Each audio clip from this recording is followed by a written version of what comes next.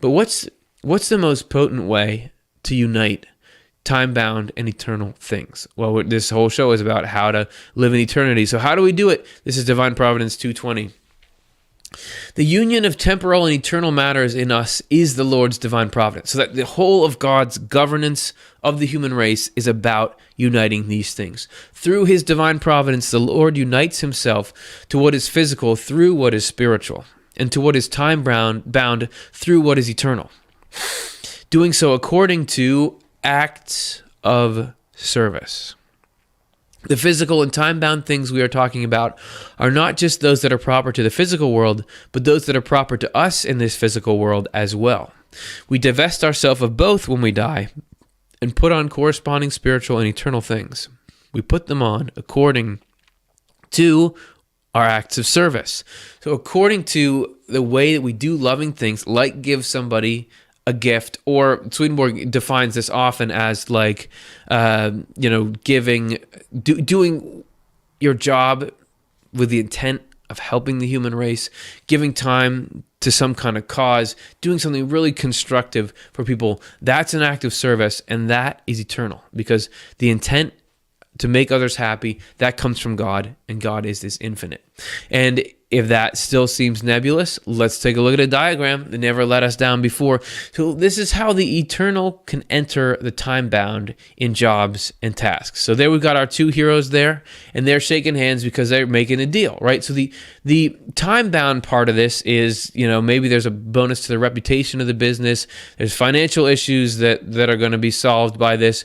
There's outer forms of projects and organizations. Those are the immediate physical reasons that this is being done. However, there can be eternal reasons inside these reasons.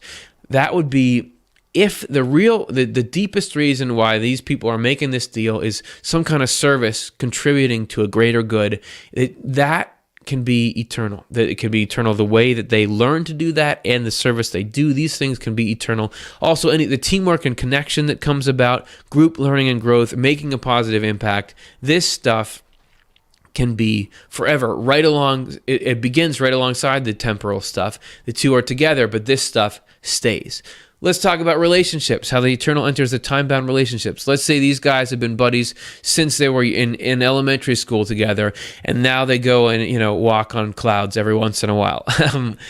They have the external features of their relationship, their outer sort of habits, agendas, the sort of things that happen to them on a day-to-day basis. So I got to go to the dentist, so I can't walk today.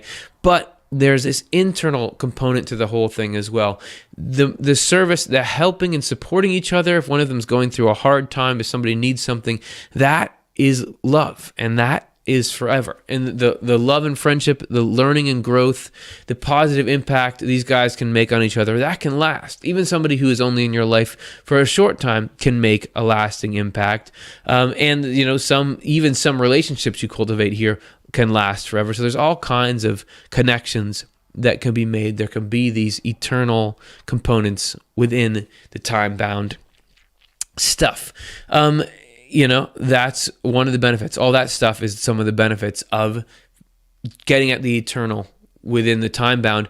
And also, we can get closer to God by doing acts of service, right? By doing these sort of internal things. And the closer we get to God, as a sort of positive feedback loop, that frees us from the limits of time. And Swedenborg describes this in Divine Love and Wisdom 77. Divinity is the same in the largest and smallest things. There are larger and smaller spaces, and since space and time are indistinguishable, the same holds true for segments of time. The reason divinity is the same in all of them is that divinity is not changeable or inconsistent like everything that involves space and time or nature. It is constant and unchanging, so it is everywhere and always the same. This, for angels, is eternity, which transcends time the way the uncreated transcends the creature, or the infinite one transcends the finite. There is no ratio whatever between them. So any amount of time can be useful. So don't worry about if you feel like, I'm developing spiritually slowly or something like that. The divine can work within any block of time just as well as any others. Everything's going to be okay.